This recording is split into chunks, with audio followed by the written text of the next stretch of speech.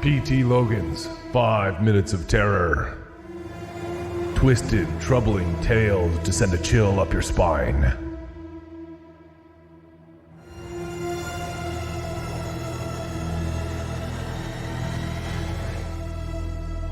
Dig.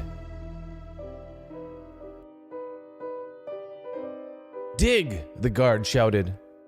It was one of only a few words that he could say in English. Dig! Reid lowered his pickaxe onto the hard rock. It banged loudly off the stone and sent vibrations from his hands all the way to his shoulders. He grunted, then wiped the sweat from his forehead with the back of his arm. He was exhausted. No, he was beyond exhausted. He'd long since lost sensation in his arms and legs, and the muscles in his back ached so badly that he doubted if tomorrow he'd be able to stand up straight. And he was hungry, starving even. Reid couldn't remember the last time he had a bite to eat or a sip of water. Dig.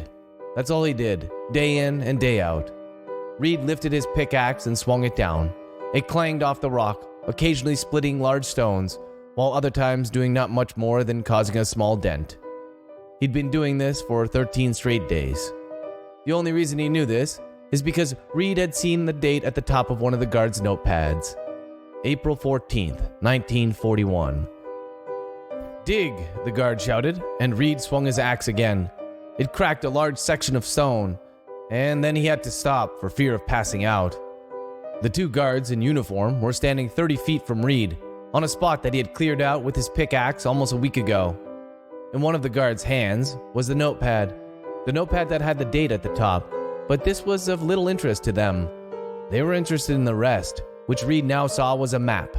The guard not holding the map was pointing at something that had been circled several times. When they first told him to start digging, Reid had thought it was meant to be some sort of punishment. Either that, or they wanted the rock to build something. But when he reached a certain depth, they told him to move to another location and try there. They were looking for something, but what, exactly, Reid had no idea. All he did was dig. Reid swung the axe down on a large chunk of rock that shattered and slid away. He'd been so used to the sound of metal on stone that when he heard something different this time, he immediately stopped. The guards must have heard it too, because he heard them quickly approaching from behind. What is that? He wondered. It sounded like wood, and Reid leaned forward to get a better angle. It looked like wood, but it wasn't an old root or long buried tree trunk. It appeared man-made. Reid pushed the debris off the wood with his axe and stared in amazement. It was a large box. Behind him, the guard shouted in a language he didn't understand, but Reid ignored them. He had no idea how this box could be here, how it could be buried under so much rock. Why would someone do that? And more importantly, what was in it? Reid used his axe to pry the lid off. He lifted it just a little, then there was a loud hiss, and it seemed to slide off the rest of its way on its own. Reid leaped backward so quickly that he knocked the guards down and fell on top of them. Inside the box was a man. But this was impossible, of course. There couldn't be a man in this box, buried under the rock. Not a man like this. Not a pale man in a suit, with his arms crossed over his chest. A man who looked as if he were sleeping and not mummified. But it was. He was right there. The guards were shouting at him again, shoving him off of them. Reid was watching the man, transfixed by him, when his eyes snapped open. He screamed, and the man's eyes seemed to lock onto him.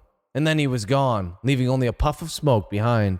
But this was no ordinary smoke. It seemed alive as it whipped by Reid and started to swirl around the guards.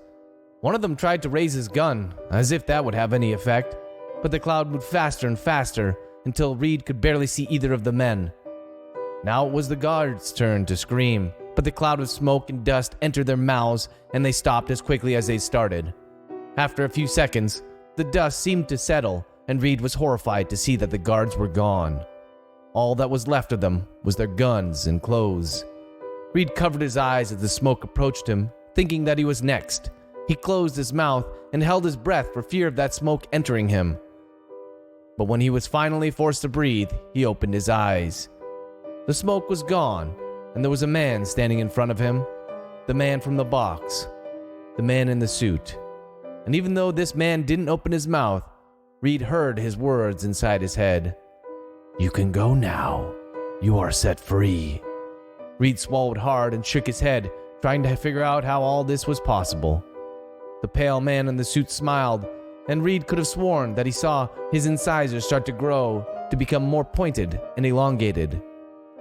"Or you can let me have a bite," the man said inside Reid's head, "and then you can live forever." P.T. Logan's 5 Minutes of Terror. Twisted, troubling tales to send a chill up your spine.